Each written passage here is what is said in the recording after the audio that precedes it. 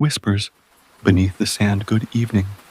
Tonight, I'll tell you a story lost in time, a tale buried not just beneath centuries of dust, but under layers of wind, mystery, and silence. The Sahara is not as empty as it looks. Beneath that endless stretch of golden waves, ancient whispers still echo, and tonight, you're about to stumble across one of them. Imagine, the sun has just dipped below the horizon, painting the dunes with long shadows and soft pinks. Your feet sink with every step into the warm sand. The heat of the day still radiates through the ground, like the desert is holding on to one last hug from the sun. You're lost, but it's the good kind of lost. No phone signal, no Wi-Fi, just the occasional lizard darting under a rock and your own breath. You'd worry more, but the stars are starting to appear. And really, with a sky like this, who needs Google Maps? Suddenly, your boot hits something hard. You kneel down, brush aside the sand, and there it is. A stone lip, barely peeking out. A trapdoor, maybe, or a hatch. No, this is older, much older. It's a carved threshold, the edge of a buried doorway, as if the earth itself had swallowed a building whole and forgotten it. You push against it. It groans open with a sigh that's more than just air. You swear you hear a whisper in a language you don't know but somehow recognize. You step inside, and immediately the temperature drops. A relief, sure, but also an omen. The air smells ancient, not musty, like an attic. This is deeper than that. Dust, parchment, oil, and a trace of something sweet. Maybe saffron, maybe secrets. Take a deep breath. Let the world slow down. Dim the lights. Get cozy. And together, we'll drift into tonight's quiet tale. You descend the stone steps one by one. The walls are etched with symbols you can't place. Maybe Arabic, maybe older. Your flashlight flickers, then steadies, illuminating rows of empty wooden shelves. And then one that isn't empty. There, tucked between two splintered beams, lies a scroll. Its edges are curled, browned by time, and it hums with the kind of quiet that makes your skin tingle. You don't touch it yet. You listen, and in the silence, you hear footsteps. Not now, not near, but from a long, long time ago.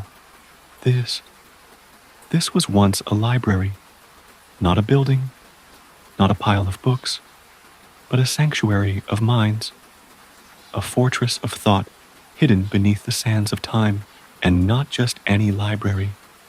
The library of Timbuktu. Timbuktu? Yes, the name that became a joke punchline in kids' cartoons. So far away, it might as well be Timbuktu, right? But once, it was the very heart of African scholarship, the crossroads of trade and philosophy, poetry and power, a place so respected that even desert raiders removed their shoes before entering a classroom. And now, here you are. Somehow you've found its echo. You brush more sand aside, revealing a plaque so worn it's barely legible. But 3 numbers remain. 1327. That's nearly 700 years ago. To put it in perspective, that's older than the printing press, older than the Renaissance, and about as old as the last time your printer at home worked properly on the first try. Your fingers tremble as you finally touch the scroll. The material is strange. Not paper, not quite leather. Almost like silk, but tougher. It's written in ink that glimmers faintly. Not silver, not gold, somewhere in between. And the script? Exquisite. Letters curve like vines, dance like wind-blown leaves.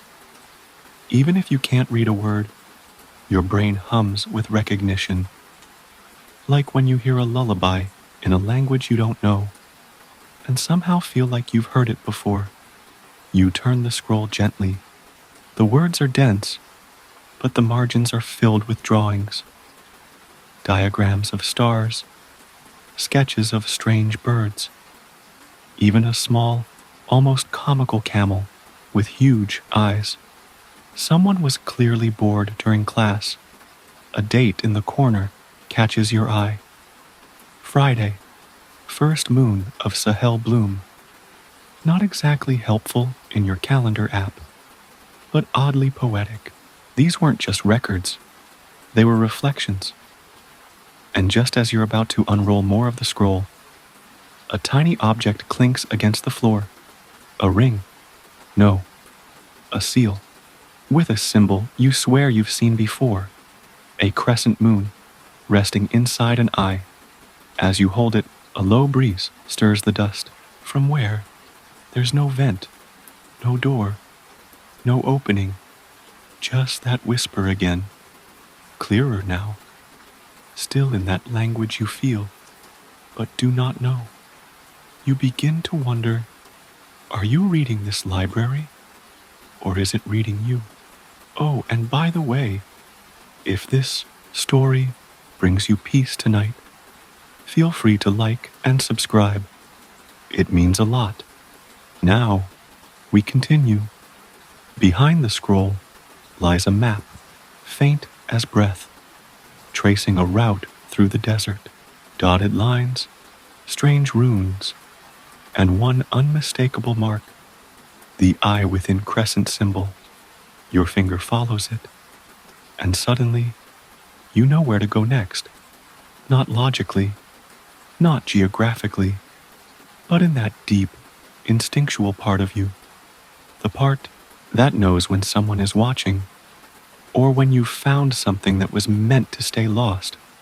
You look up from the map, and for just a second, maybe less, you see a figure in the corner of the room, robed, still, watching. You blink, and it's gone. The scroll in your hand now feels heavier, warmer, as if it's awake, as if it remembers. Some historians still argue whether the lost library ever truly existed, or if it was just a metaphor, a myth passed down like bedtime stories. But you're here. You've stepped into it. And now, you carry its weight, its whisper, and its truth. And you're only just beginning. Next steps lie through alleyways lined with saints and scholars. The city of 3/3 saints. Your boots crunch gently against the sand-dusted stones as you emerge from the underground chamber.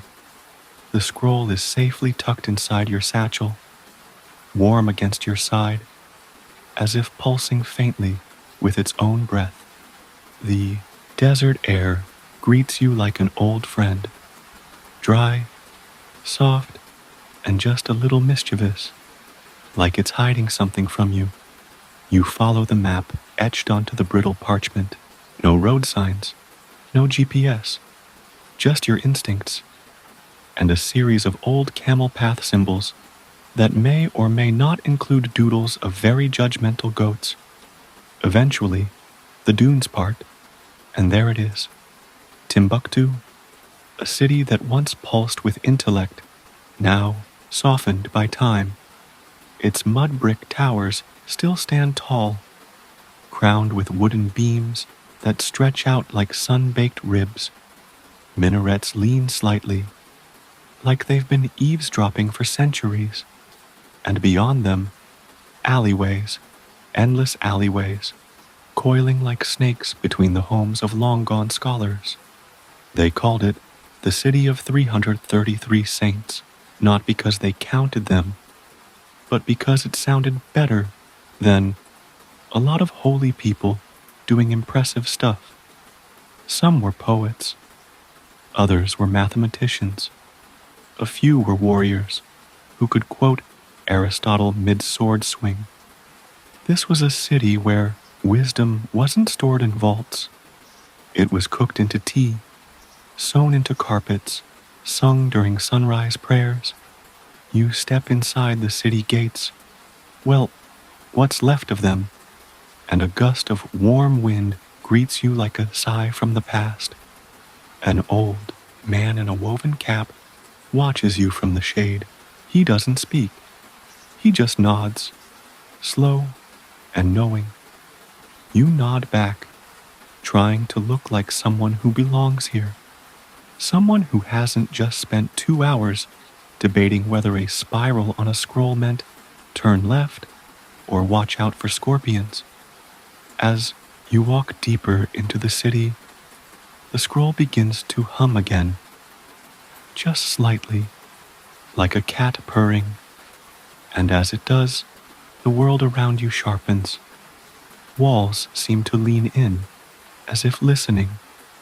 The dust under your feet feels less like dirt, more like memory.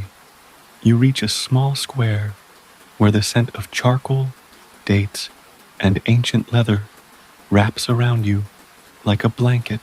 In the center, a dry fountain carved with verses and graffiti. One reads, "Math is hard, but harder is forgetting." Timeless wisdom, really. You sit on the edge of the fountain, unroll the map again. This time, you notice a mark you missed before, a crescent next to a feather. Your eyes scan the skyline. Then you see it, a crumbling minaret with a broken staircase, coiled around its base like a shy snake. And above the doorway, the feather, chipped but clear. You step inside. No one stops you. In fact, the street behind you seems to hush the moment you cross the threshold. Inside, the air is cool and smells of cedar and old incense. A hallway leads to a room where books, real ones, bound in goat hide, their spines cracked with age, are lined neatly on thick wooden shelves. Someone has been caring for them. Dust doesn't settle here. Spines are polished. Titles are inked in tiny, perfect calligraphy. You reach out and brush your fingers against one. It feels alive. A voice breaks the silence. She remembers you. You turn. Standing behind a table stacked with manuscripts is a woman in her 60s. Her hair is hidden beneath a deep blue scarf. Her eyes, sharp as flint, seem to see past your skin, past your clothes, right down to the scroll in your bag. You say nothing. She smiles, gently. You've brought her home. Her name is Zainab, a guardian of memory, a scholar of things no longer taught, and she's been waiting for you, or rather, waiting for the scroll. You're just the courier who got lured in with promises of mystery and the vague hope of not getting eaten by sand lizards. She pours tea without asking, minty, hot, and far too calming for someone who just got called a time-traveling delivery person. You sit. She unwraps the scroll, examining it with reverence. "Do you know what this is?" she asks. You shake your head. It's part of the Malian Codex, a manuscript believed to be dictated by Ahmed Baba himself, philosopher, mathematician, and the guy everyone secretly hated because he made them feel dumb. You blink. Ahmed Baba. You've heard that name. The Shakespeare of Timbuktu. They called him exiled once for being too smart. He was said to own over 1,600 books at a time when most European kings could barely read a menu. The scroll, she explains, is just one piece of hundreds, most lost, stolen, or hidden. But here's the kicker. Historians still argue whether the Malian Codex ever existed. Some say it's a myth, an excuse made up by scribes who spilled tea on a particularly valuable book and didn't want to get in trouble. Others claim it's the key to a forgotten science. Equations that predicted tides, stars, even moods. Zainab doesn't care what the historians think. She's held this knowledge in her bones since childhood. Her grandmother whispered the verses in her sleep. Her father hid pages under the kitchen floor. And now, she has you. You wonder, aloud, why you? Why now? She pours more tea and chuckles, because some scrolls choose their readers, and some stories choose their listeners. Then she leans closer. There's more. Of course there is. There's a second scroll. A twin, buried somewhere in the ruins of an old scriptorium outside the city. But it's not protected like this one. It's vulnerable. And worse, it's being hunted. Not by thieves, by those who want the knowledge to disappear. Erased, forgotten, and you, dear wanderer, with sand in your socks and wisdom in your bag, are going to find it. Oh, and before you drift off, a gentle reminder, like and subscribe if you'd like more tales like this. The call to prayer echoes across the city. Just as the moon rises over the rooftops, it lights the way. Not brightly, but enough. Enough for someone who carries a scroll, a purpose, and just a pinch of doubt. Because let's be honest, you've absolutely forgotten your sunscreen, your canteen is half empty, and you're now, apparently, chasing ghost scrolls in the desert. But hey, it beats spreadsheets. You step out into the night, and the city watches. Timbuktu doesn't sleep. It remembers.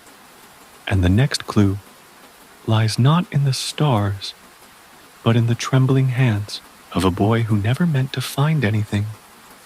The boy with ink-stained fingers, you follow Zainab's instructions, leaving the safety of the scriptorium just before dawn. The air is brisk, still cool from the night, and carries a faint trace of spice, as if the market stalls are already beginning to stir. She told you to look for the boy, not by name, not by face, but by the ink on his fingers. He won't know what he's carrying, she'd said, but you'll know when you see it. You drift through Timbuktu's early morning like a whisper. The city is yawning. You pass doorways where incense smoke curls lazily upward, and cats blink at you like furry philosophers. One of them sneezes in your direction, probably cursing you in feline dialect. You take it as a blessing anyway. The marketplace wakes slowly. Baskets of millet, dried fish, copper bracelets, and saffron are set out like offerings to the sun. The air begins to warm. You check your satchel, feeling the scroll hum faintly, like a heartbeat reminding you it's still here, still waiting. Then you see him, a boy, maybe 12 or 13, darting between stalls with the energy of a caffeine-charged hummingbird. He's carrying a stack of cloth bundles, but what grabs you is his hand, ink-stained, fingers dyed with deep indigo and smudged black, like he's been dipping them straight into a scribe's pot. You follow at a distance. He moves like he's always been running. Maybe he has. Past a stall selling dyed turbans. Past a storyteller already gathering an audience, with wild arm gestures and even wilder eyebrows. The boy disappears down an alley, and you follow. You don't mean to startle him, but apparently you have an ominous walking rhythm, because when he turns and sees you, he bolts, like you've just asked him about his homework. You sprint after him, dodging laundry lines and at least one very grumpy chicken. Finally, you corner him in a courtyard behind an old mosque. He glares at you, panting, fists clenched. "I don't have any money," he shouts. You laugh. Winded. "Neither do I. We're a perfect match." He narrows his eyes, but your dumb joke seems to confuse him, just enough for you to catch your breath. You hold up your palms. "Zainab sent me." At that, his posture softens slightly. He reaches into the folds of his shirt and pulls out a small bundle wrapped in palm leaf. "I was told to give this to someone who looked lost and smelled a bit like old paper." "Well, that checks out." You unwrap it carefully. Inside is a page, old, fragile, but covered in meticulous script and symbols. You feel the scroll in your bag stir again, like it's greeting an old friend. The boy introduces himself as Idris. He doesn't know what the page means, only that it was given to his grandfather by a man with a burned hand. He said he was a protector of stories, Idris tells you, but also that stories protect themselves. Classic vague old man riddle. Probably had a beard long enough to braid into a scarf. You sit with Idris, studying the page. There's a map drawn in the margin, but instead of towns or roads, it's marked with geometric patterns, concentric circles, overlapping triangles, and a spiral that reminds you of the one from the original scroll. At the bottom, one phrase written in flowing Arabic: "Where light bends, memory listens." You ask Idris if he knows what it means. He shrugs. Probably something smart. The two of you return to Zainab. She examines the page with the kind of care most people reserve for handling baby birds or expensive tech without the manual. "This," she breathes, "was thought to be destroyed in 1593. You raise your eyebrows. "The year?" "When Ahmed Baba was arrested," she finishes. "When the Moroccans invaded and carted off our greatest minds like war trophies, they took the books, thousands of them.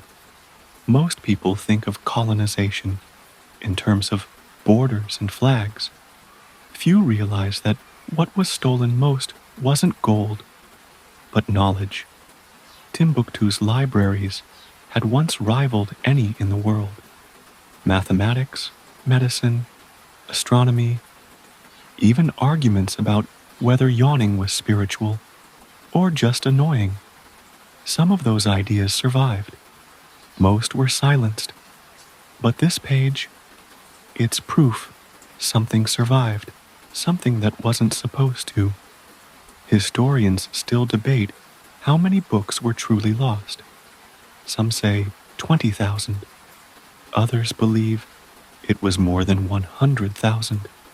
One theory, that the scribes anticipated the raids and hid the most precious volumes in coded fragments across Mali, a literary breadcrumb trail. And now you've found one. Idris stays quiet, listening, but before you leave, he tugs your sleeve. "I think there's more," he says. "He came to me in a dream last night." You pause. "Who?" "The man with the burned hand." He said, "He's waiting where the shadow never moves." Zainab's face goes still. "That," she says, means the scriptorium of stones. Of course it does. According to legend, there was once a secret writing house carved directly into a canyon wall, its entrance marked by a shadow that never shifted even as the sun passed overhead. Some believed the rock was enchanted, others that it was simply good engineering. Either way, it was lost after a flood centuries ago, and now it's your next destination. Zainab offers you a satchel of dried figs. Idris insists you take his lucky slingshot, and someone hands you a sun hat that makes you look like an extremely lost beekeeper. If this journey through time felt relaxing to you, supporting the channel with a like would be truly appreciated. You whisper to the air. Maybe the algorithm gods will hear you, or maybe they're asleep, like the rest of the world should be. As you step beyond Timbuktu, the sands stretch out before you like a canvas. The horizon flickers in heat waves, and somewhere, far ahead, lies a place where the light doesn't bend, and memory waits patiently. The scrolls know you're coming. The shadow never moves, and neither should you. If you're finally drifting into sleep, you walk for days, or at least it feels like days. Time out here in the desert does something strange. It folds and stretches like warm dough. The sun rises and falls in grand, sweeping arcs, and the stars return each night like they never left. And you keep going, following the map, etched in geometric riddles, your boots filled with sand, and your thoughts full of whispers. The phrase on the page echoes in your mind. Where light bends, memory listens. You say it under your breath, like a mantra or a poorly understood password. You have no idea what it truly means, but it sounds important, and you've learned not to ignore important sounding things, especially in ancient scrolls handed to you by suspiciously wise children. The wind picks up around noon, hurling tiny daggers of sand at your cheeks. You squint through it, scarf pulled tight across your face, and somewhere in the distance, a shape begins to emerge. Dark, jagged, and tall, not a mirage. Real, the scriptorium of stones. It rises from the canyon wall like a forgotten god, half swallowed by the earth. The entrance is narrow, a single crack between slabs of sandstone, barely visible, unless you're looking for it, which, lucky for you, you are. You squeeze through. Inside, the air is cooler. Still, you feel like you've walked into someone else's memory. The walls are carved with thousands of tiny marks, tally-like slashes, swirling sigils, things that might be words, or might be very determined doodles. Light filters through a hole high above, casting a single beam onto the stone floor. And the shadow, it doesn't move. No matter how long you stand there, blinking at it, expecting it to wiggle even a little, it stays frozen in place, like someone hit pause on the sun. Creepy, but also kind of poetic. You kneel beside the shadow. The scroll in your satchel thrums again, soft, like a purring cat made of parchment. You reach inside, unroll it slowly, and place it into the beam of light. It responds. Symbols on the scroll begin to glow faintly, not like fire, but like memory resurfacing. The page Idris gave you starts to shimmer too. You line the two up, and the spiral symbols intersect perfectly. Suddenly, the lines aren't just lines anymore. They're instructions. You trace the pattern with your finger. There's a click, then a section of wall, not one you'd ever guess, shifts with a groan like a very old man standing up after a long nap. A hidden chamber opens. You've played too many video games to not immediately walk into a secret door. Inside, the air smells ancient, like dust and ink and, okay, possibly goat, but mostly dust and ink. Shelves carved from the stone hold bundles, wrapped in cloth, animal skins, and even palm leaves.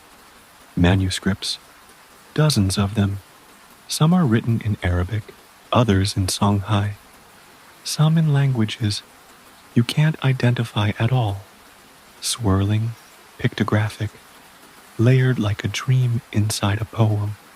One scroll bears a title that translates roughly to The Shape of Silence. Another, Calculations of the Hidden Planet. You sit on the ground, cross-legged like a kid at story time, and gently open a bundle. Inside, diagrams of stars arranged in unfamiliar constellations, not just records of the sky, but theories, predictions. There's even a section that seems to question whether light is a wave or a particle. You laugh. They were doing quantum physics in the desert. You whisper, with no internet. Somewhere, a physics professor is crying softly into their chalkboard. As you read, you realize something. This isn't just a library. It's a vault of ideas, too dangerous to be destroyed, but too precious to be widely known. Things hidden, not from enemies, but from time itself. And of course, the man with the burned hand had been here. One of the pages bears a drawing of him. Well, a figure with a marked palm, surrounded by flames. Not literal fire, stylized, representing knowledge perhaps, or danger, or indigestion. Hard to say. Underneath the drawing is another phrase. The more we forget, the more the words remember. You glance back at the entrance. The shadow still hasn't moved.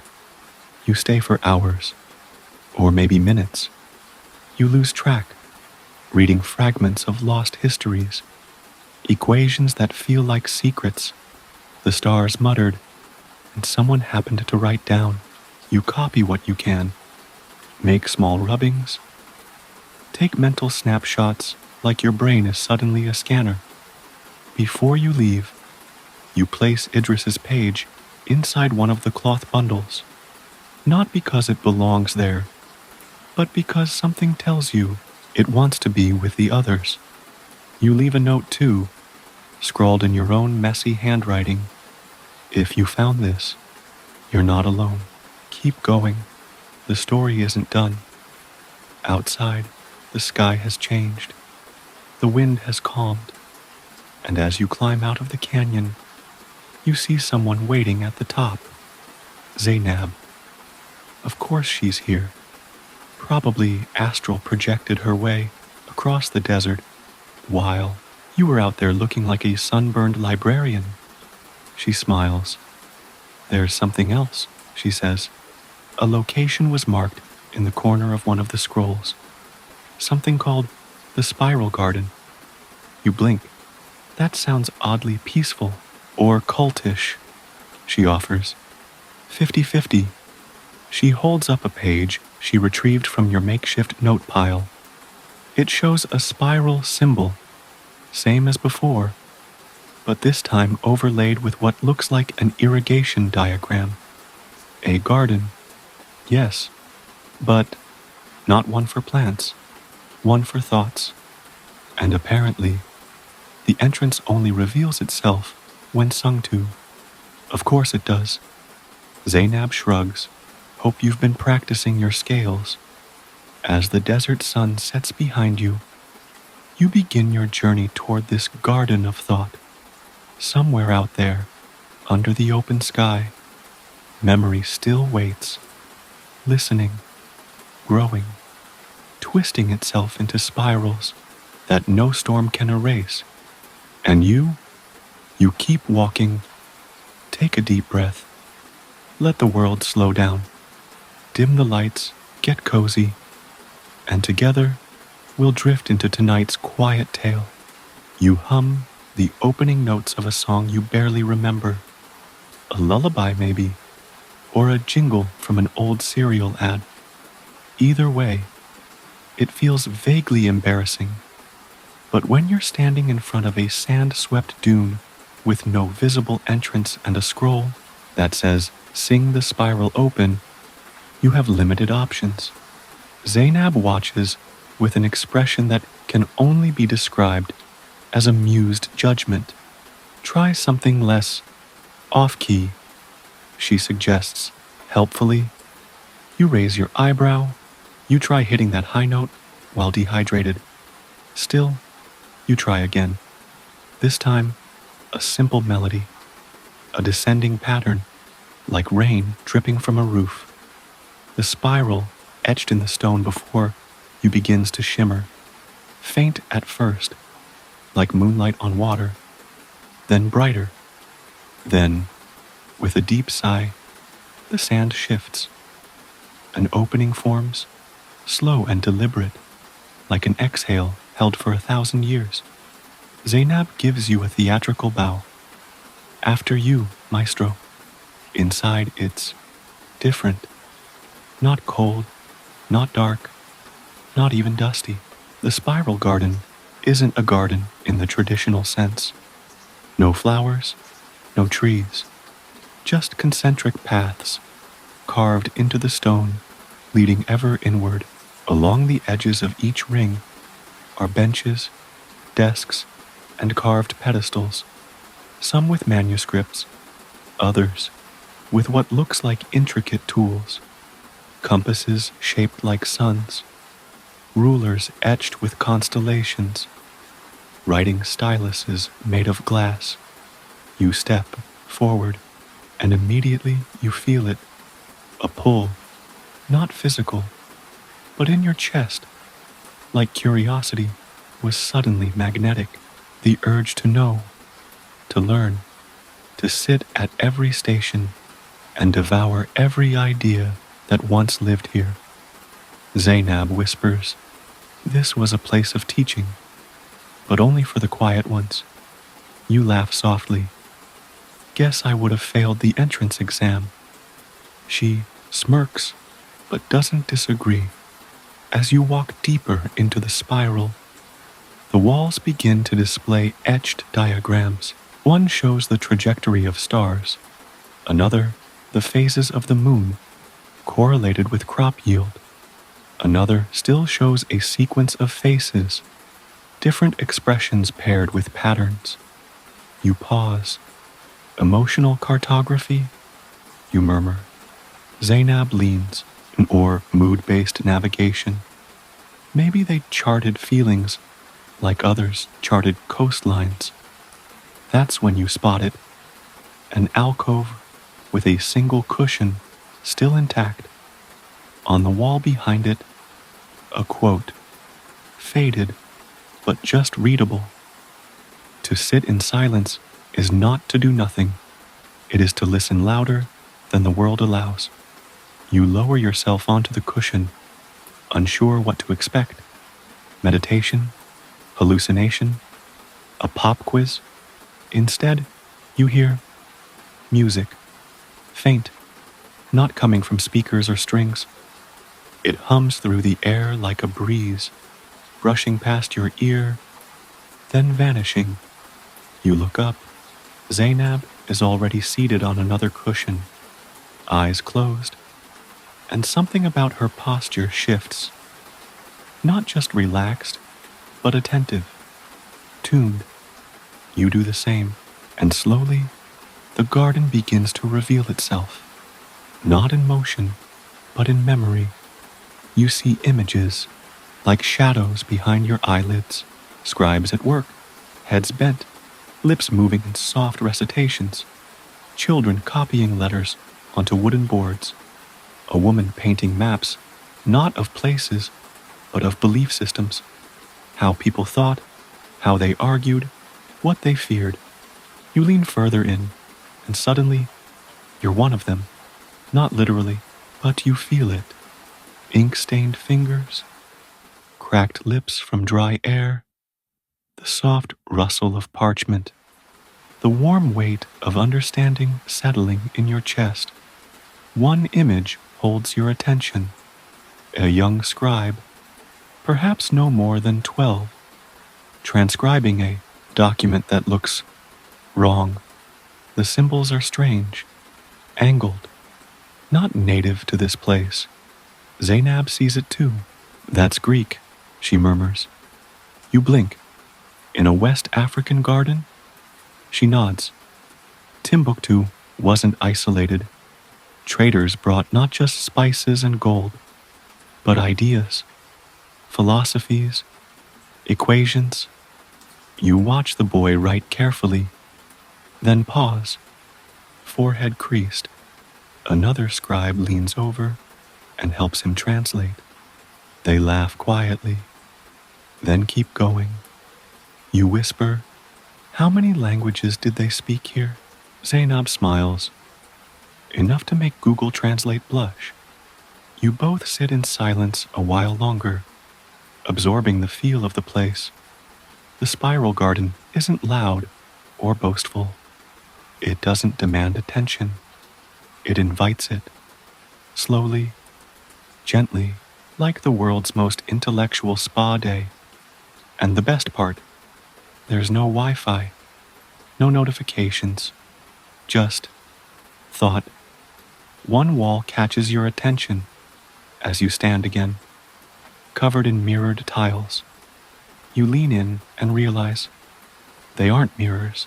They're polished pieces of obsidian, used not for reflection, but for focus. You remember reading somewhere that certain scribes believed a person's thoughts could be seen in their reflection if they stared long enough. You try it. Nothing happens. But, Zainab says, check again, and now you do see something. Not your reflection, but a faint overlay. A map, a path, leading away from the spiral garden, across the dunes, into a place labeled the buried script. She exhales. Another sight? You grin. I was hoping for a nap. You roll up your satchel again, tucking the rubbing of the garden's map into a separate pouch.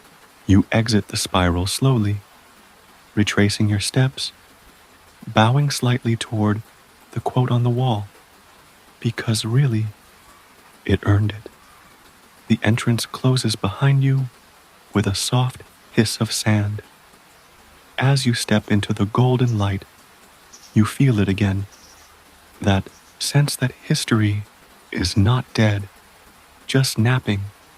The desert stretches before you. Somewhere beneath it, another mystery sleeps. Zainab slings her bag over her shoulder. Race you to the buried one? You sigh dramatically. Only if I get a head start, or a camel, or a Segway. She laughs, and together, you begin the walk toward another forgotten corner of history, where words still whisper beneath the earth, waiting. Settle in, friend.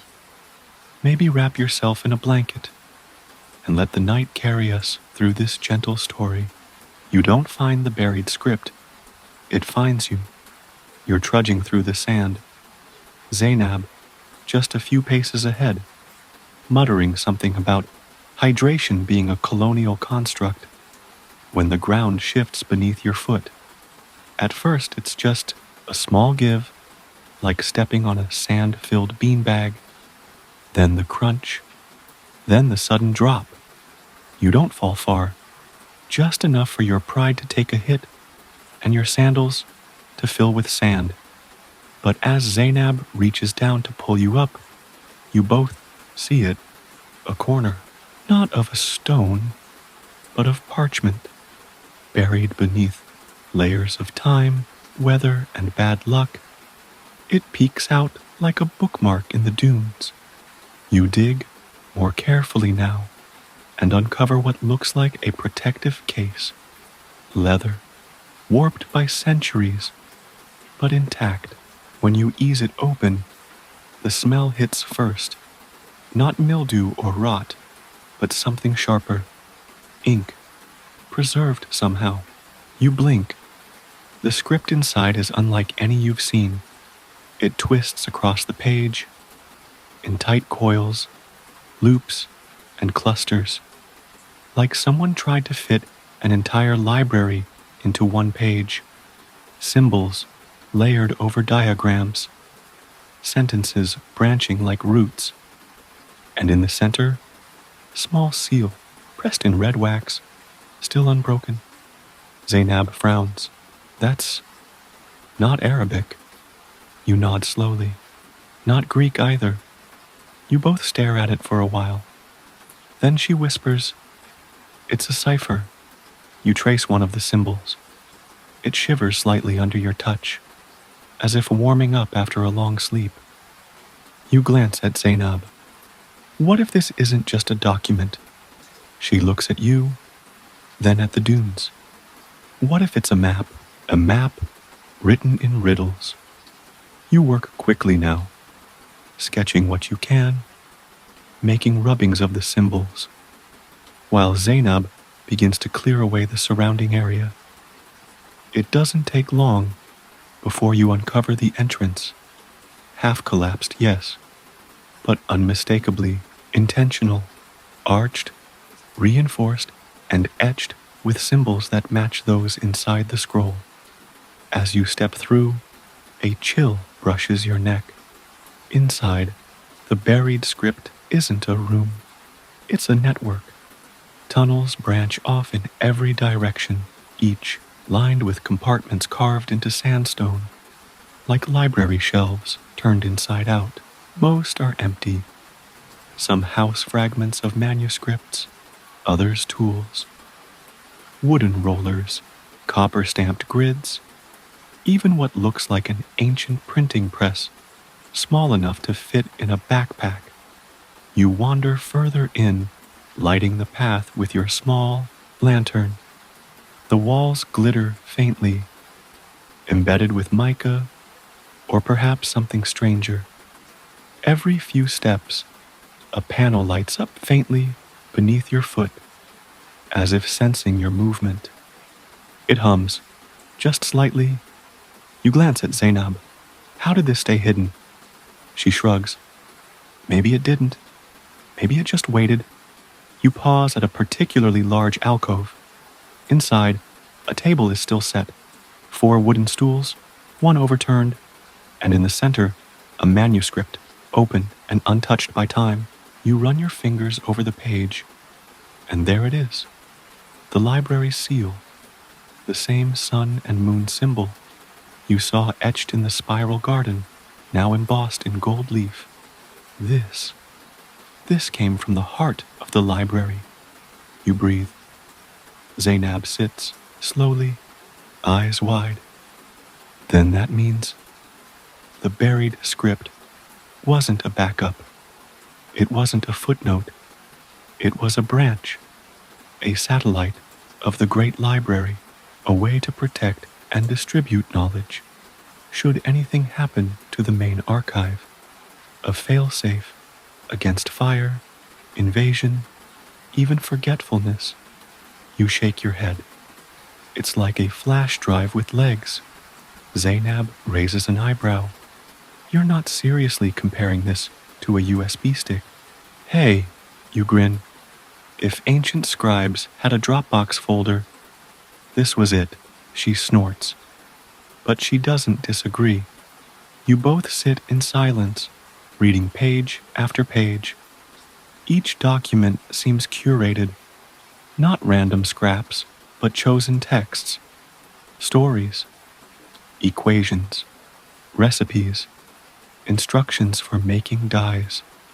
A poem written in the voice of a sandstorm, warning travelers to respect the desert or be swallowed whole. Then something catches your eye, a small scroll nestled behind a loose stone. You tug it out gently and unroll it. A letter written to you, or rather, to the one who comes after. The ink is rushed, but legible. The writer speaks of urgency, of war on the horizon, of the need to hide what matters most. They mention names you've seen before, and others that feel like old friends even if they never were. And at the end, knowledge buried is not lost. It only waits to be reread. You hand it to Zainab. She reads it, then presses her lips together. "Do you think they knew we'd come?" she asks. You shrug. "I think they hoped someone would." There's a long silence between you. Then she says softly, "Do you hear that?" You pause. A faint scratching, not threatening, like a pen on parchment. Then the gentle rustle of paper. You look around. There, deeper in the chamber, is a figure, bent over a desk, robes fluttering slightly, despite the still air. You freeze. But Zainab steps forward. The figure doesn't move. You follow, breath held, and find only a cloak draped over the chair, a pen rolling slowly to a stop. Zainab glances at you. "Ghosts?" You shake your head. "Memories." She touches the fabric. "Some memories hold on harder than others." You both leave the scroll exactly where it was, somehow knowing it's not yours to take. As you rise to leave, something flickers in your periphery. A wall, previously blank, now illuminated with lines, routes between libraries, timelines of scholars, codes you've only just begun to understand. It's a map of everything, and you realize this was never about one lost library. It was about the network, the people, the idea that stories matter, even when no one's listening, especially when no one's listening. You exhale slowly, turn down the noise, dim the lights, and let this soft tale guide you to rest. You wake up before the sun does. The desert, for once, is quiet. No rustling wind, no whispering sand. Just the kind of silence that feels like it's waiting for something. Zainab is already up, scribbling into her journal like a caffeinated spider. She looks up briefly and grins. "Hope you slept well, Indiana Jones." You didn't. Your dreams were full of symbols that rearranged themselves, doorways that whispered your name, and a certain phantom pen that refused to stop writing. But you nod anyway, because today's the day you return to Timbuktu proper, and the script you found last night, it's still humming in your backpack. Back in town, the dusty streets look almost normal again. Children run through alleyways with slingshot contests. Old men sip mint tea like it's their job. And the goats, well, still disrespectful as ever.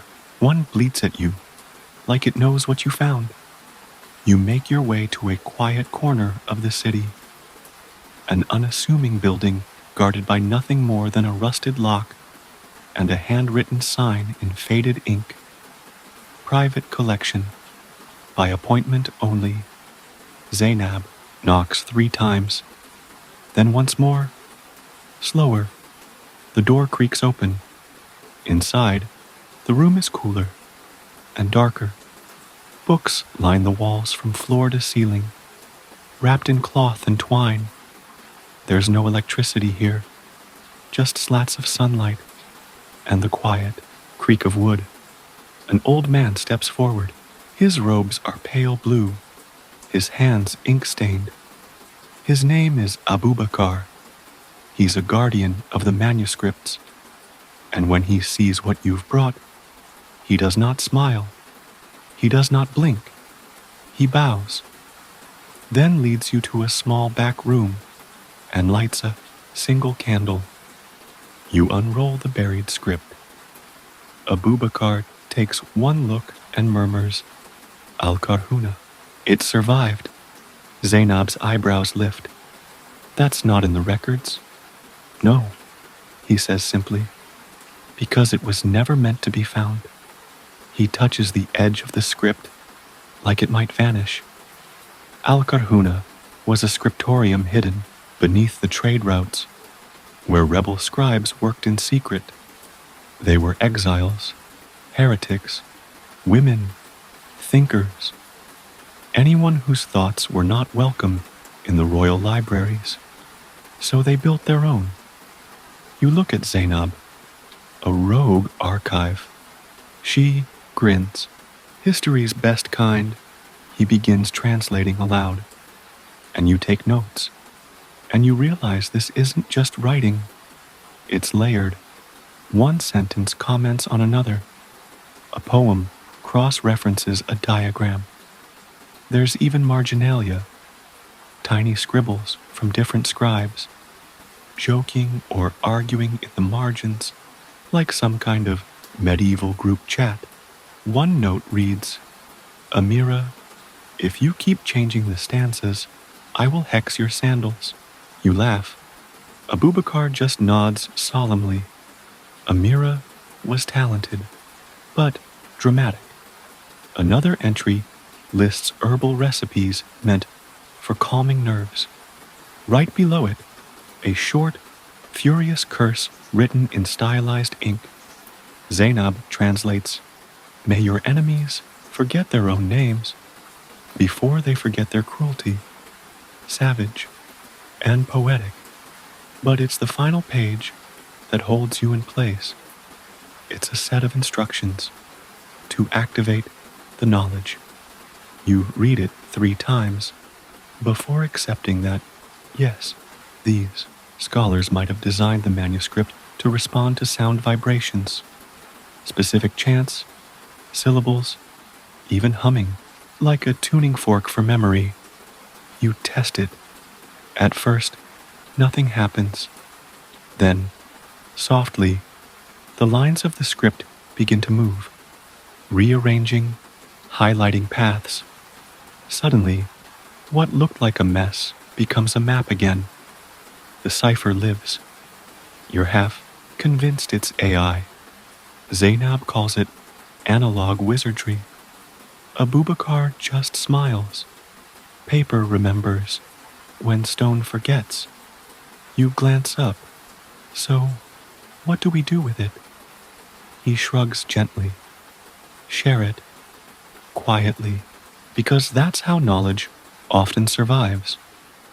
Not with explosions or parades, but with whispers, with secrets passed between trusted hands, with one reader finding a truth that others missed. And you realize something. Timbuktu was never just a city. It was a network, a distributed intelligence system, a web of minds connected by ink and parchment. Each scriptorium, each scroll, each scribe, a node in a living archive. No cloud storage needed. You remember the room in the dunes and wonder how many others like it are out there, still sleeping beneath the sands. Zainab taps your notebook. Write that part down. About the network, you do. And as you leave the little archive, the sun finally rising, you swear the script feels warmer in your bag, alive, like it's waiting for the next scribe. Maybe that's you. Settle in, friend.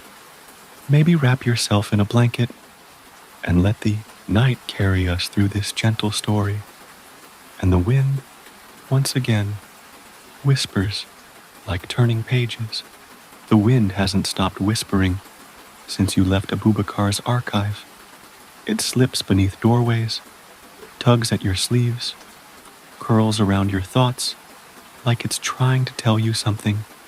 Zainab swears it's just the heat playing tricks, but you've learned better, because now, wherever you go, the buried script reacts.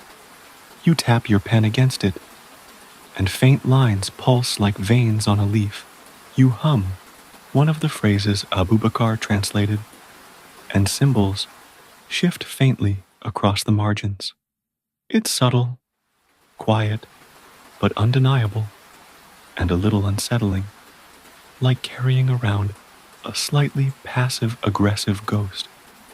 The two of you head east, chasing another rumor, a mention Zainab stumbled across in one of her grandfather's old notebooks, something about a cache of scrolls hidden beneath an abandoned madrasa. The notes are vague, filled with dramatic flair, and entirely too many exclamation points. Classic grandpa style. The journey is longer this time, the terrain rougher, less desert postcard. More, you'll probably break an ankle on these rocks. Energy. Eventually, you arrive at what used to be a learning center, now a cracked shell of stone, half buried and very much overgrown. A few walls still stand, leaning like drunk philosophers. You both stare at it for a long moment. Zainab breaks the silence. Looks promising, possibly cursed. You nod. Definitely tetanus forward. Inside, the air is cooler, shadowed by broken beams and dusty arches. There's something peaceful about it, like time slowed down and never quite caught up again.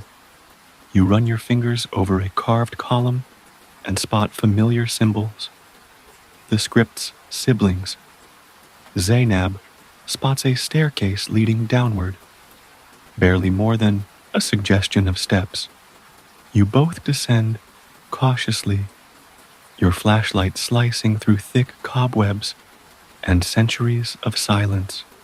Below, you find a room, small, circular, empty, except for a stone lectern in the center. Resting on it, a single scroll, bound in blue ribbon. You exchange a look. Neither of you says a word. You approach, half expecting a spiked trap or ancient guardian with a riddle, obsession. But no, just the scroll. You unroll it slowly, and it sings. Not metaphorically, it hums, a low resonant tone, like a cello underwater. The sound settles in your bones, soft and oddly soothing. The text itself glows faintly, as if the ink remembered how to shine. It's a record, a letter, written by a scribe named Muna, dated to the 1300s. She writes about the tension in Timbuktu, how different schools of thought were clashing, not violently, but with paper cuts and smug debate. She had been part of the Andalusian diaspora, bringing fragments of European, Arabic, and Berber knowledge together. A walking library. Her letter is personal, raw. She talks about loneliness, about hiding books inside pots and burying them near dried-up wells. She names 3 other scribes, Karim, Sahla, and Tafa, who helped her create the Archive of Echoes, a place where banned or controversial manuscripts could be stored away, waiting to be needed again. Zainab reads a line aloud.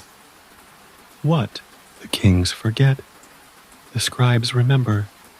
You whisper back, and the sands preserve. Then something strange happens. As you both stand there, the walls around you begin to change. No, not physically, but your mind sees them differently. Patterns emerge. Etched text, too faded to be noticed before, begins to sharpen as if memory itself is adjusting its prescription. It's a timeline, scrawled in concentric circles, charting the rise and fall of ideas, and one event near the outer ring is circled in gold pigment, the quiet purge. You stare. Zainab's breath catches. No textbooks ever mention this, but Muna did.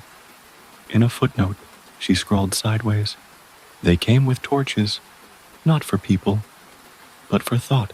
You realize she's describing a historical event where manuscripts deemed too questioning were burned, not en masse, but quietly, strategically. Scrolls disappeared, ideas died in silence, and here, buried beneath a madrasa, long forgotten, is proof. You and Zainab sit in silence for a long time. Then she pulls out her journal and begins sketching the timeline. You do the same, because if no one else remembers the quiet purge, then you will. A few hours later, you leave the madrasa, the scroll now safely packed beside the buried script. You feel like a courier from the past, ferrying secrets the world forgot it even had. Back in town, Abubakar reads Muna's scroll in silence. When he finishes, he gently places it on his lap and closes his eyes. She was my great-grandmother's great-aunt, he says, barely above a whisper. You blink. Wait, what? He nods slowly. Some lines of scribes never stopped watching. We pass stories down. Quietly, you glance at Zainab, who's already scribbling furiously again, and you realize something else. You are part of that line now, not by blood, but by ink. If this story brings you peace tonight, feel free to like and subscribe. It means a lot. Take a deep breath. Let the world slow down. Dim the lights, get cozy, and together we'll drift into tonight's quiet tale. And there, beneath the stars, another whisper joins the wind. The moon tonight is a slim curve, barely more than a brushstroke. It hangs above Timbuktu, like a half-remembered dream, watching as you and Zainab cross a quiet courtyard, your steps soft on the dusty ground. The scent of desert mint clings to the air, sweet and herbal, almost enough to distract you from the fact that your backpack is now a small mobile archive of highly sensitive ancient knowledge. Yeah, no pressure. Earlier that morning, Abu Basar had given you both a name, Nayawal Keita, a linguist turned hermit who once taught at the Sankore University.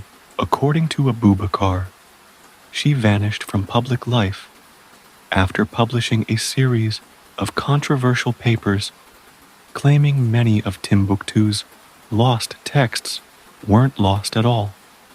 They were misread, the academic version of turn it sideways and squint. Now, you're following Zainab through a maze of alleyways to find her. Every wall here seems to lean in with a secret. Cats blink at you from rooftops like they know something. One even seems to be mouthing, "Turn back now." But it might just be hungry. Who knows? You finally reach a rusted metal door with 3 locks and a hand-painted sign that reads, "Knowledge doesn't ask for permission." Charming. Zainab knocks 3 times. Nothing. Then you whisper one of the phrases from Muna's scroll, the one about ink that outlives fire. Suddenly, a soft click. The door creaks open. Inside, the space is dim and chaotic. Books teeter in vertical stacks.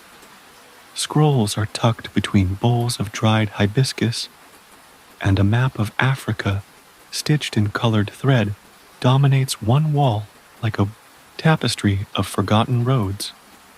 A woman in a loose linen robe peers up at you through cracked reading glasses.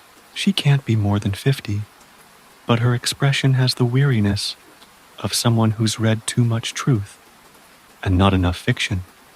"I suppose you've brought trouble," she says, not as a question. You hand her the buried script. Her fingers tremble slightly as she turns it over, as if touching an old friend who never wrote back.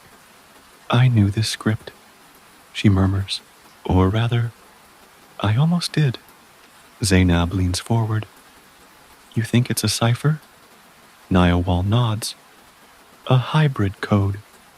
Berber symbols layered with ancient Hebrew structuring, but reversed, like reading through a mirror submerged in water." She smiles grimly.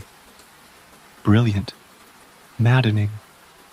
She walks over to a low table, clears space by casually tossing a 14th century commentary on astronomy to the floor. Your inner librarian screams, and spreads the script flat. Over the next few hours, you watch her work. She murmurs, translates, retranslates, occasionally swears in Wolof, and finally stares at a particular page in stunned silence. "This section, it isn't a treatise or a poem," she says softly. "It's a warning." You glance over her shoulder. The symbols are swirling now, not literally, but it feels like they're rearranging themselves as your brain tries to process them. Nayawal reads aloud. "When the ink turns to sand, the silence has lasted too long. Bury the flame, not the spark." You sit back. It hits you like the last puzzle piece that snaps into place and suddenly makes the whole image clear. The buried script isn't just a relic, it's a guide, a call to preservation, maybe even resistance. "I think these scribes knew exactly what they were doing," Zainab says. "They wrote not for their time, but for a moment like this." You nod slowly, and suddenly the quiet purge from Mona's scroll. The timeline etched in that buried madrasa, the crocodile in Idrissa's poem. They aren't isolated mysteries. They're breadcrumbs. The truth wasn't just hidden.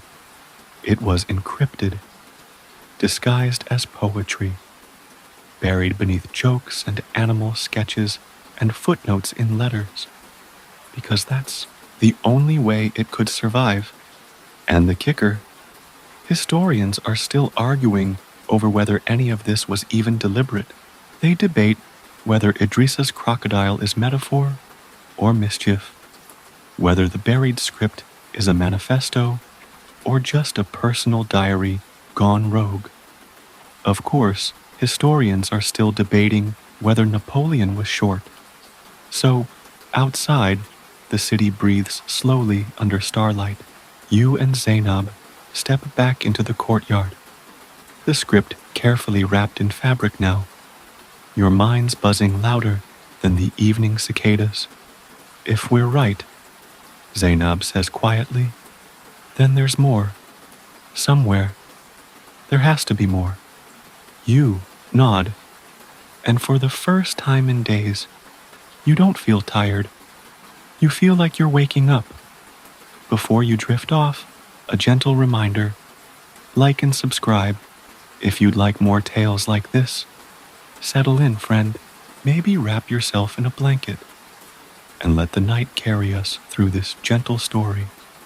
You hear a voice in your head, not a real one, just a memory. Knowledge doesn't ask for permission, and neither do you now. Drumming, steady, like a heart, but no one in the courtyard seems to notice.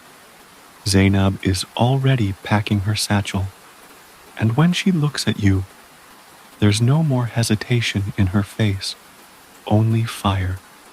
"We're going to the House of Wind," she says. You pause mid-stretch. That sounds like something out of a Miyazaki film. She smirks. Close. It's a real place, sort of. An abandoned outpost on the edge of the city, once used to store scrolls during Molly's dry season. But no one's gone there in decades. Not officially. You're already regretting not stretching more. By late morning, you're trekking through narrow lanes that eventually spit you out into the wide, open edge of Timbuktu, where houses blur into sand and sand blurs into forever. The sun is merciless, pressing on your neck like a grumpy librarian, reminding you this isn't a beach day. At the edge of a crumbling wall, you see it, a low square building with a flat roof and no door, only a narrow slit where desert winds whistle through like old songs. Inside, the temperature drops abruptly. The silence here is different, charged. You step lightly, the sand muffling your footsteps, as if even sound knows not to disturb this place. And then you see them. Scrolls, bundles of parchment and leather-bound pages wrapped in linen, stacked in niches along the walls. Some are intact. Others are half-eaten by time, curling like sleeping insects. Your fingers hover above one. You hesitate. What if they crumble? What if they bite? Zainab hands you gloves. They're tougher than they look, like Timbuktu itself. You begin to read. Most are administrative records, weather logs, inventories of grain, proof that someone, somewhere, was deeply obsessed with millet. But deeper in the pile, tucked beneath a bundle of folk tales, you find a strange, unlabeled manuscript.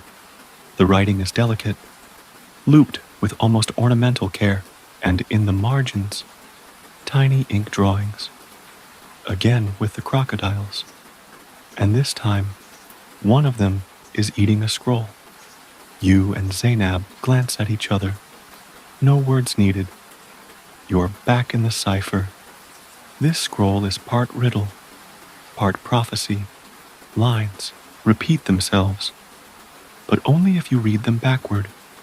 One passage stands out. When the tongues forget, the hands remember.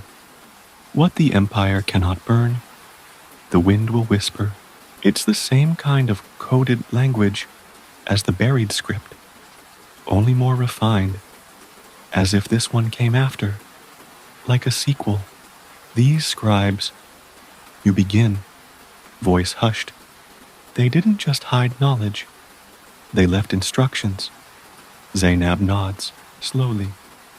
They expected someone to come looking, which would be flattering if it weren't also completely terrifying. A sudden gust of wind slices through the building, scattering sand across the floor, and with it, something thin and brittle slides out from under a cracked floor tile. It's a map, sort of, a series of concentric circles with faded markings in Songhai and ancient Tifinagh script. At the center, a symbol that looks suspiciously like the Sankore Mosque, except it's upside down. You stare. Are we looking at a mirrored layout? Of a hidden level, Zainab breathes. This just got way more Indiana Jones than you planned. You roll up the map carefully, glancing back at the scrolls. We can't carry all of this. No, she says, but we can copy what matters.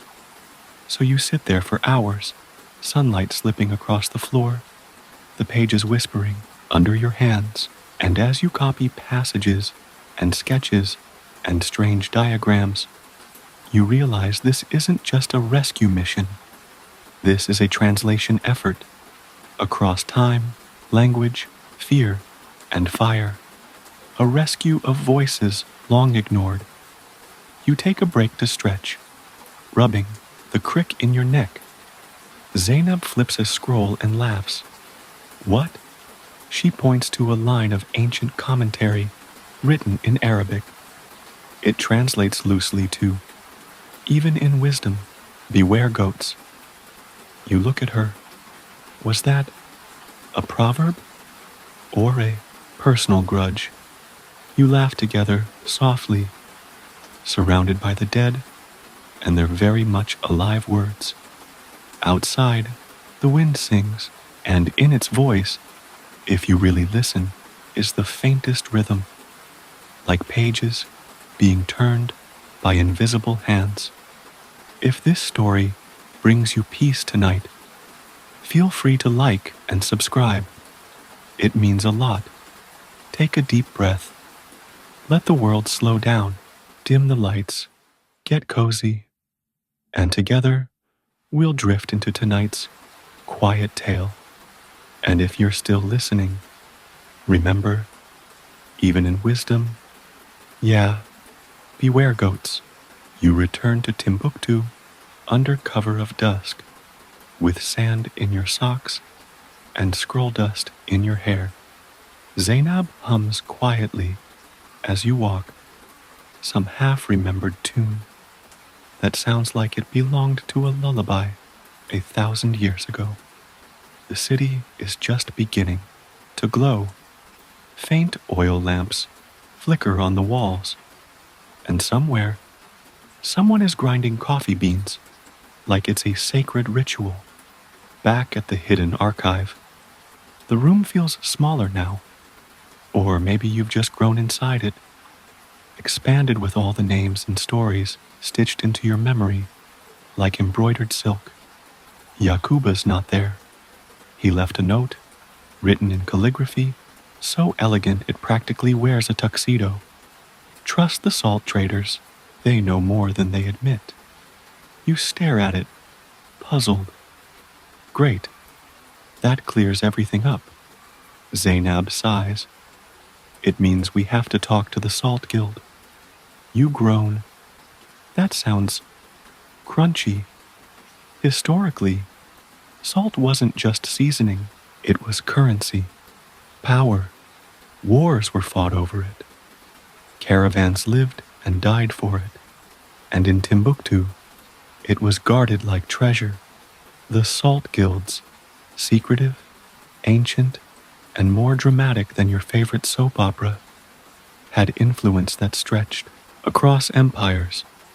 The next morning, you're led to a sun-bleached courtyard near the market square. There, behind weathered curtains, sits someone introduced only as the Archivist of Salt. He's wrapped in robes so thick he looks like a scroll himself, and he doesn't speak for a while. He just sniffs you. Zainab nudges your elbow. Don't flinch.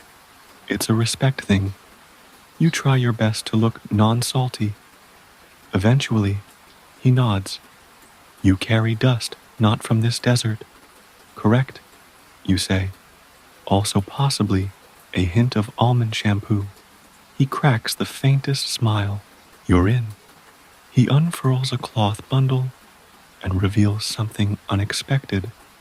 A single page of vellum preserved in beeswax. On it is a symbol you recognize from the mirrored mosque map. A compass rose, only the cardinal points are reversed. What is this? You ask. He answers slowly, like each word costs a memory. It is a remnant from the Gene reversal, when the libraries were dismantled and reassembled upside down. Wait, people reversed libraries? He nods. To confuse looters. Shelves were rebuilt in mirror image, catalogs rewritten in riddles. Even the building plans were inverted. You rub your temples. So, all our maps are wrong? Not wrong, he corrects. Incomplete. He hands you the vellum. It's a fragment, but in the corner, faint ink reads, "Beneath the water jars, the voice returns." Cryptic and weirdly poetic. Zainab whispers, "This could point to the old mosque well." They say it's dry now, but the foundation's older than the mosque itself. So off you go again. Because why stop now when you're already halfway through history's strangest scavenger hunt? At Sankore Mosque, the well sits in shadow, a circular stone mouth, covered in a grate older than your grandma's soup pot. You lift the lid slowly, expecting not much, but you hear something. Echoes, dripping, and faint. Chanting? You lower a rope ladder and climb down. The walls slick with condensation.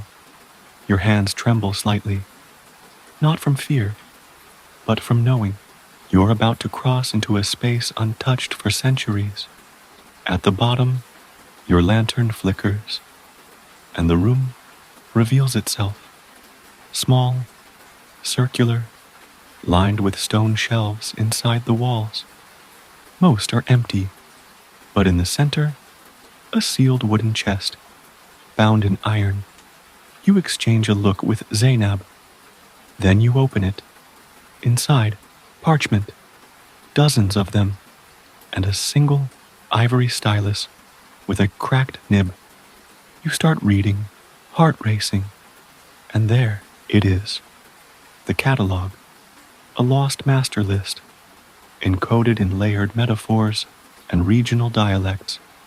But it matches the oddities you've seen so far, mentions of crocodile drawings, mirrored mosques, even jokes about goats.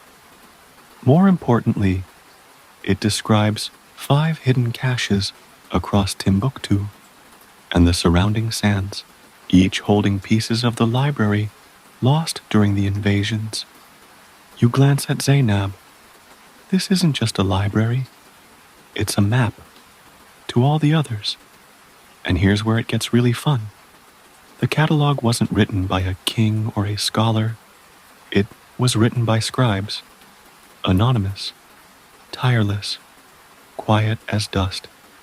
One named herself simply the one who listened more than she spoke.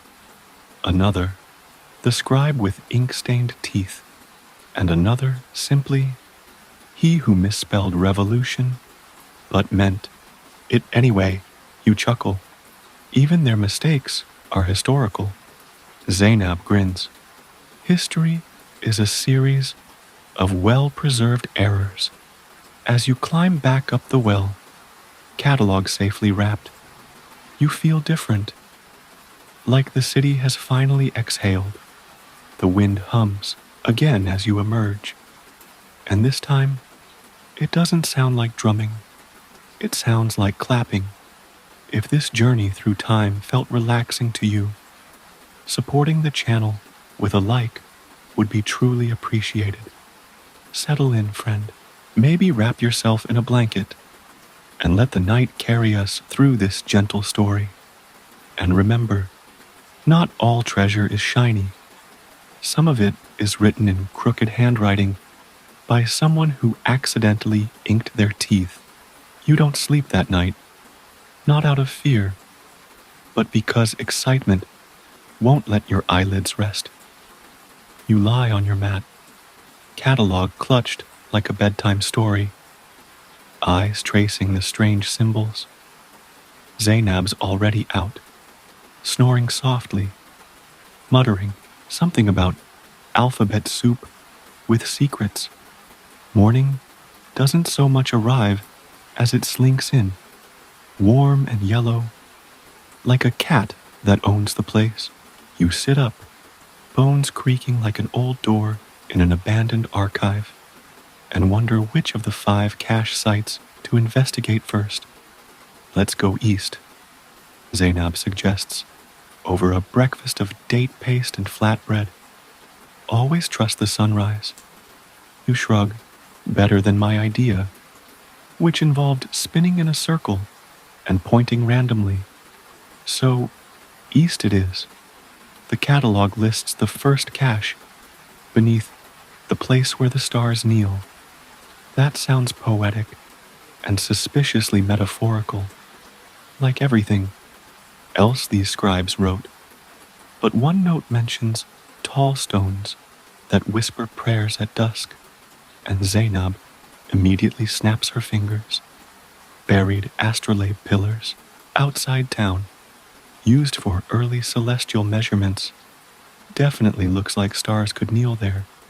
A few hours, and one very squeaky camel later, you're standing in front of 3 leaning columns, half buried in orange dust.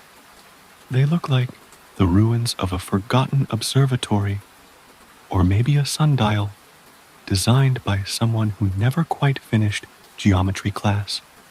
You brush away the sand near the base, and there it is, a carved circle, split in quarters, with the word Taksham scratched faintly in the center. You whisper it aloud. The ground gives a little thud. Okay, that's never normal. You dig, hands covered in red sand, until your fingers strike wood, rotted and weather-worn. Inside is a small box wrapped in oiled leather and smelling like time itself. You open it, one scroll, short but heavy. The calligraphy is a little wonky, like someone was scribbling by candlelight during a sandstorm, but you can still read it. It's a poem about stars and loss, and the act of hiding a truth so precious, only the sky and the sand were allowed to witness it. It ends. We wrote, so we would not disappear. We disappeared so our words could remain. You sit back, silent. That hits deeper than you expected. Zainab reads over your shoulder. They weren't just recording knowledge, she whispers. They were protecting it. From war, from arrogance, from time. You smile. And from people like us, who only show up centuries later with a lantern and a half-decent translation app in their brain. Nearby, you notice faint etchings in the stone. Coordinates? No, something weirder. A system of dots and slashes that reminds you of Morse code. If Morse had learned Arabic while drunk on fermented camel milk. Zainab narrows her eyes. I think it's a cipher. Each location is marked in this weird punctuation pattern, and this is where things go from Indiana Jones to full-on national treasure, Timbuktu edition.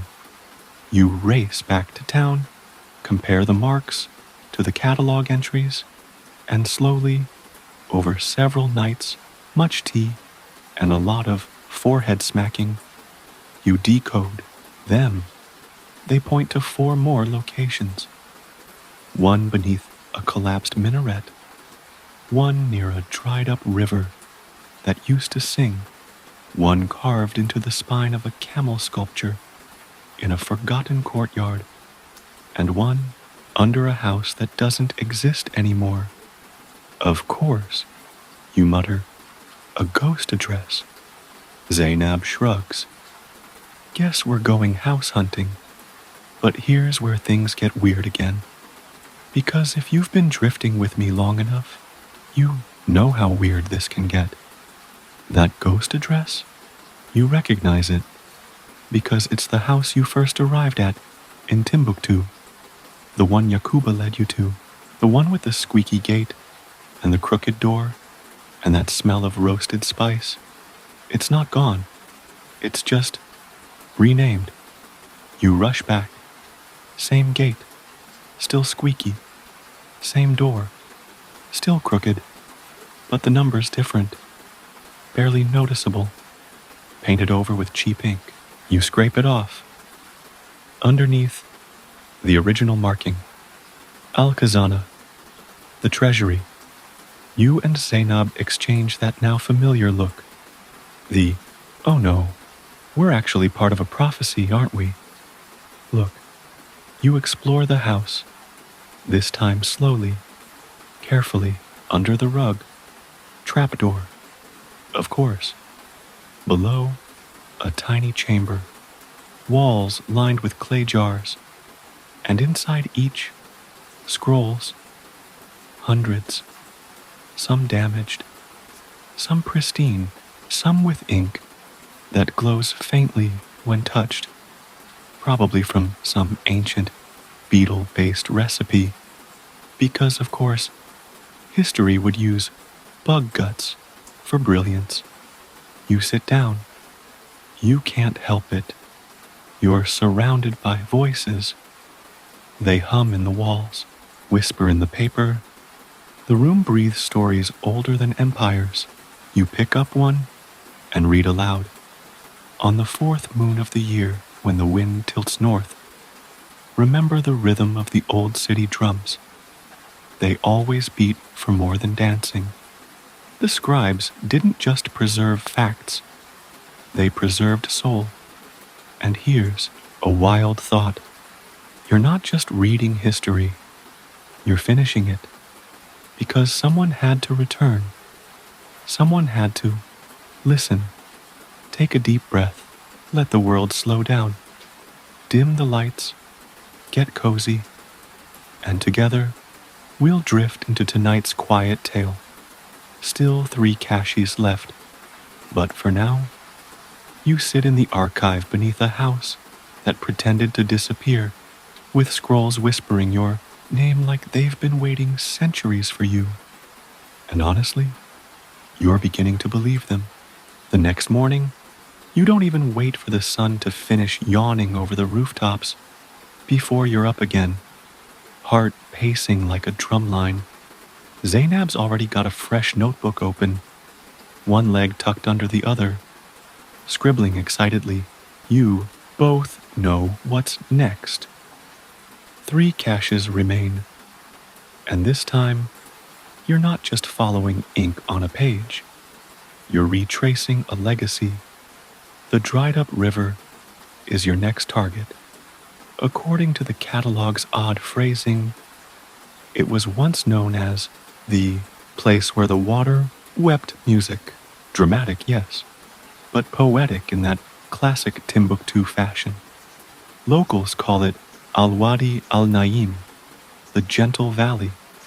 It's a gash in the earth now, more dust than anything else, lined with crumbling reed mats and half-submerged prayer stones. But Zainab finds the clue first.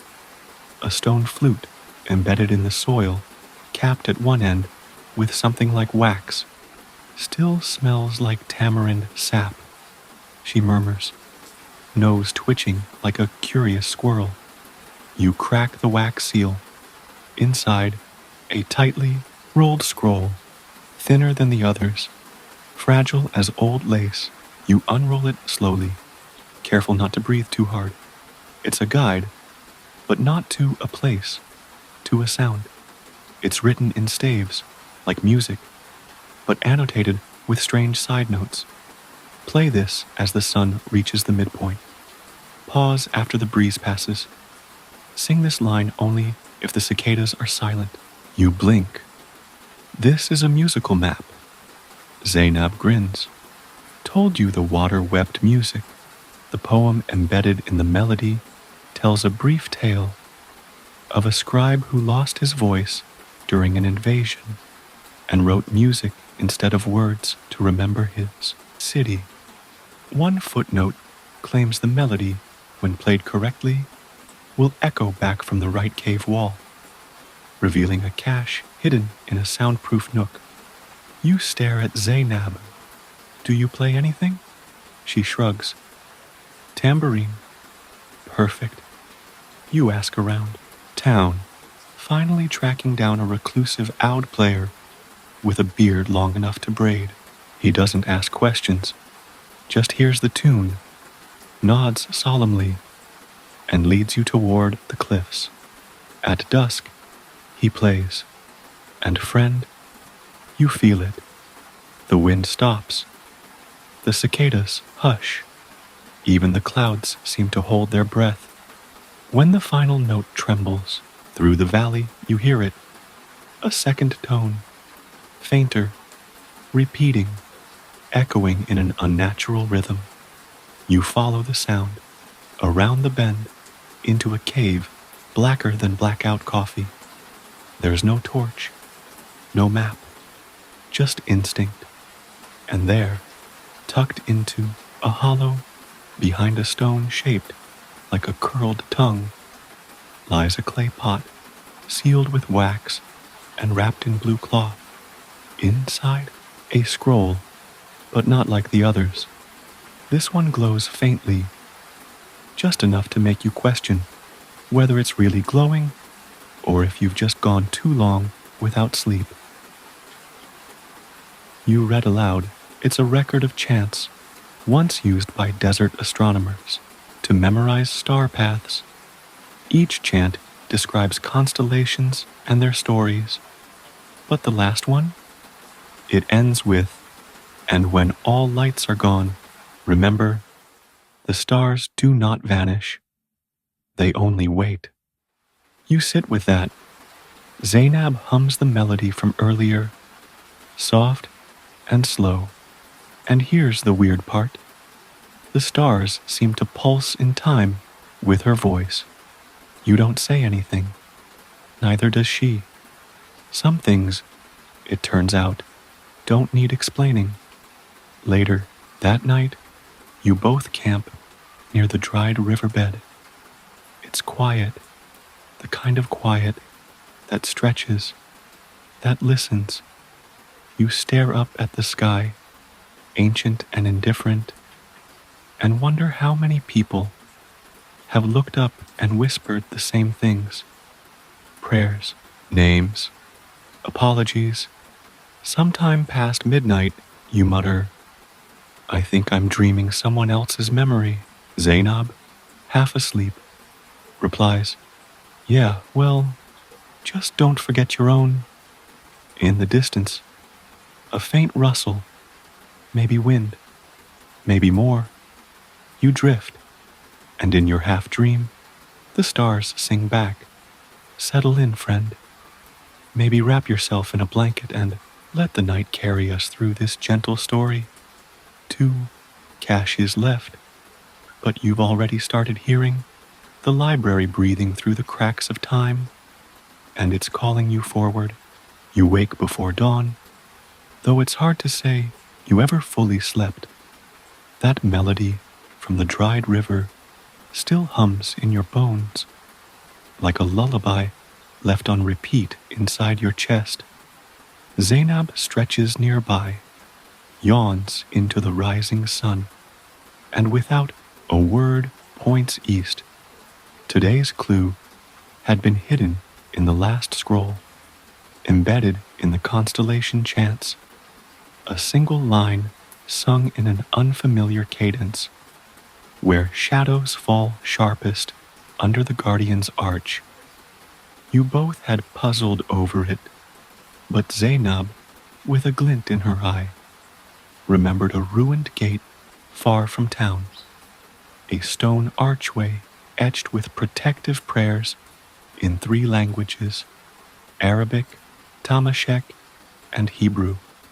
The locals call it Bab al-Samt, the Gate of Silence.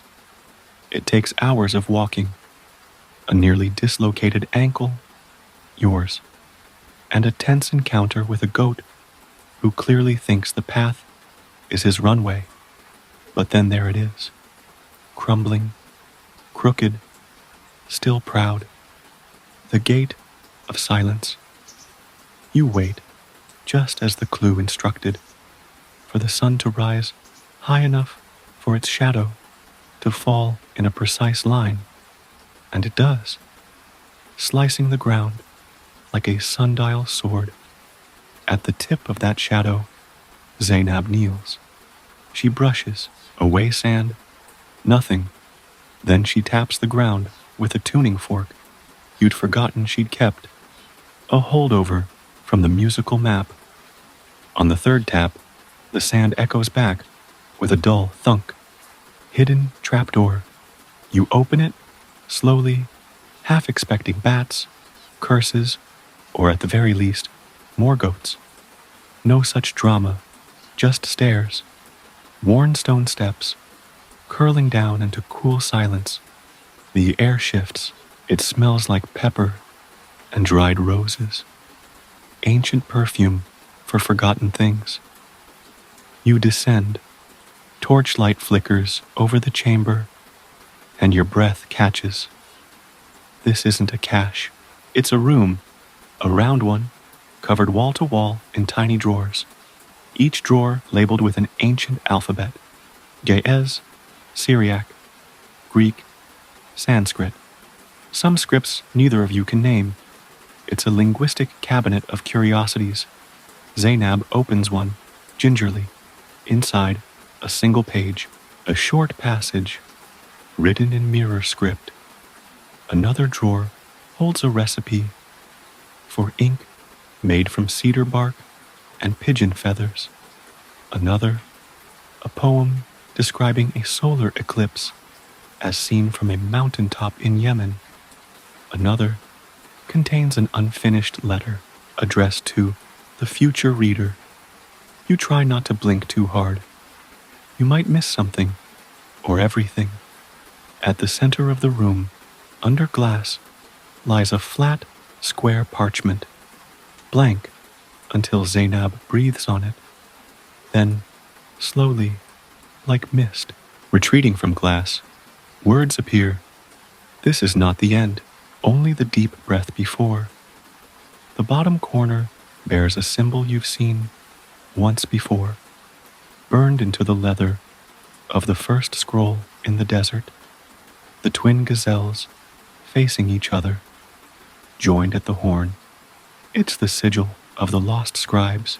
You suddenly realize this room, this perfect, forgotten room, is a training chamber, a place where scribes learned the lost languages, practiced the rituals of preservation, and, based on the star chart etched into the ceiling, perhaps planned the final hiding places for the last pieces of their knowledge. Zainab is quietly crying. You don't blame her. This is what you came for. Not the treasure, but the intent, the care, the breathtaking effort it took to save thoughts from oblivion. You whisper, they didn't just hide books, they hid hope. The two of you sit in the center of the chamber, listening. And here's the oddest thing. The room has a sound, a low hum, just below hearing. Not quite a tune, but not silence either.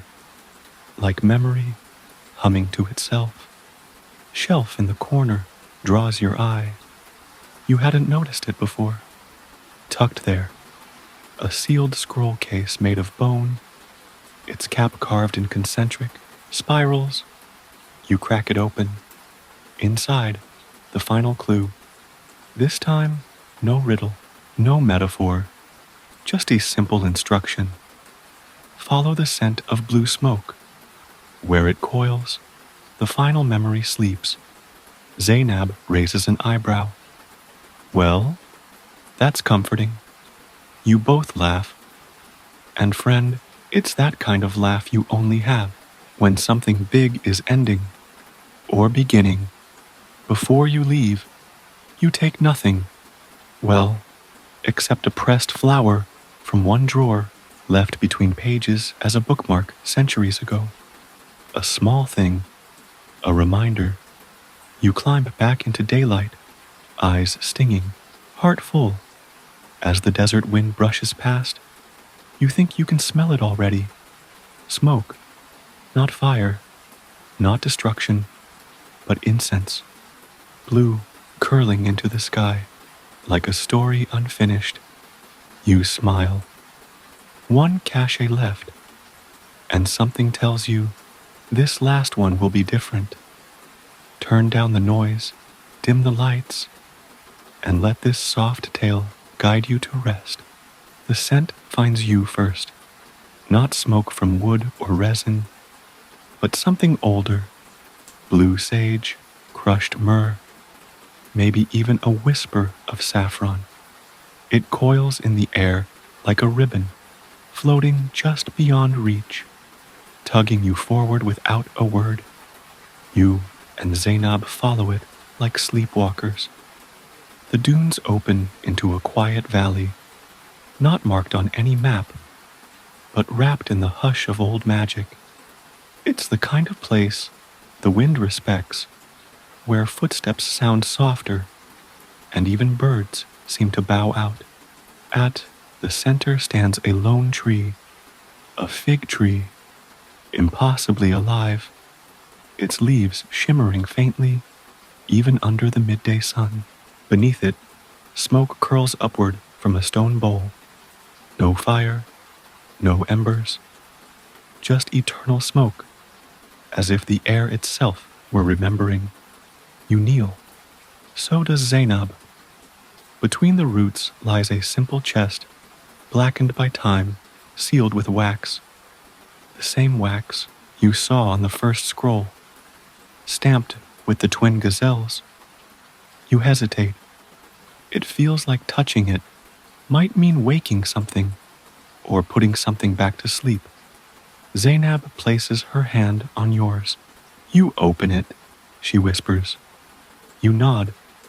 The wax cracks, with a sound like old paper sighing. Inside, one scroll, but it's unlike any other you've found. It's wider, heavier, and wrapped in linen stitched with gold thread. Reverently, you unroll it, and what you see isn't just writing, it's a map.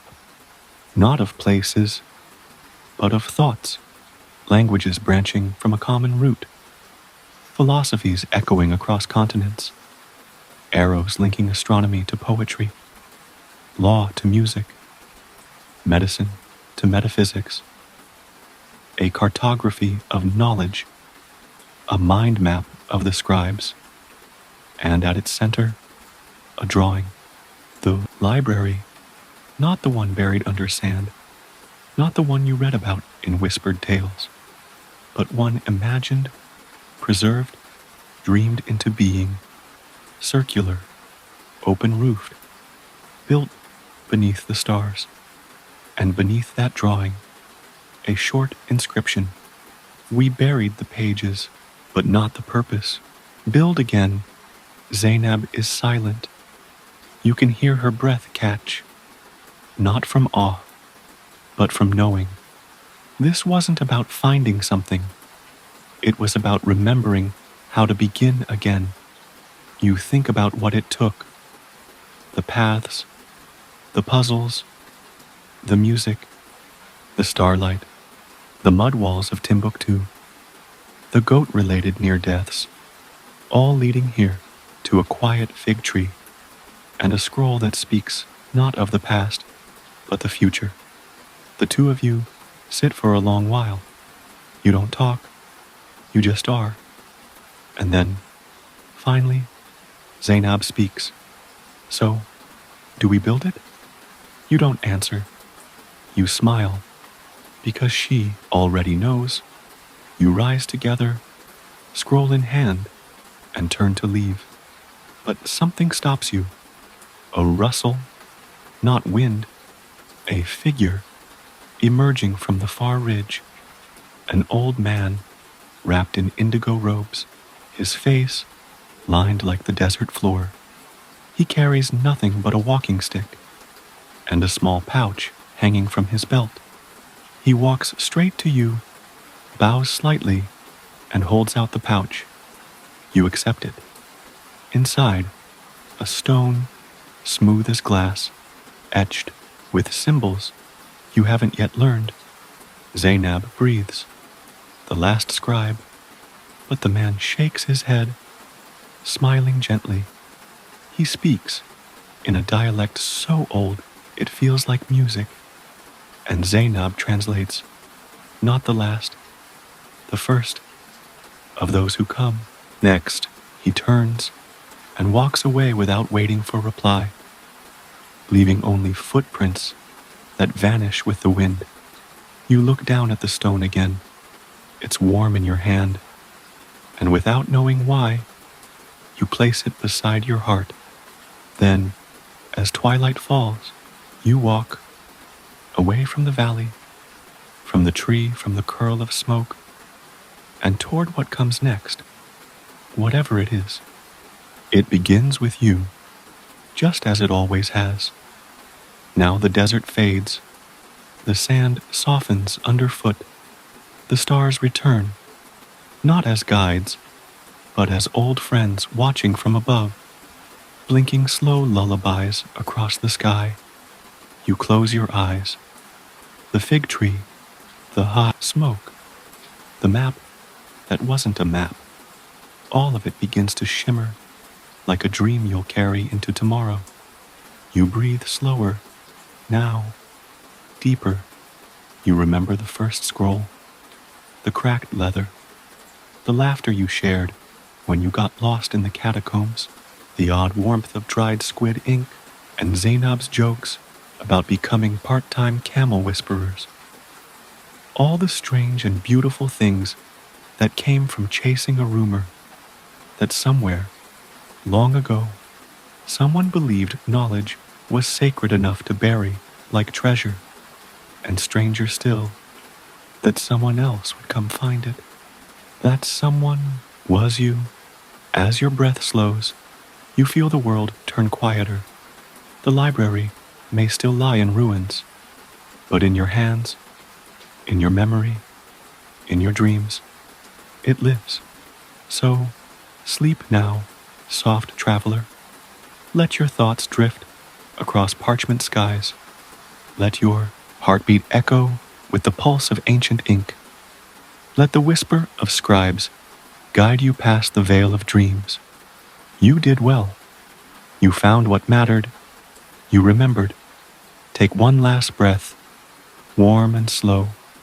The world is gentle now. You're safe here. Sleep, sleep.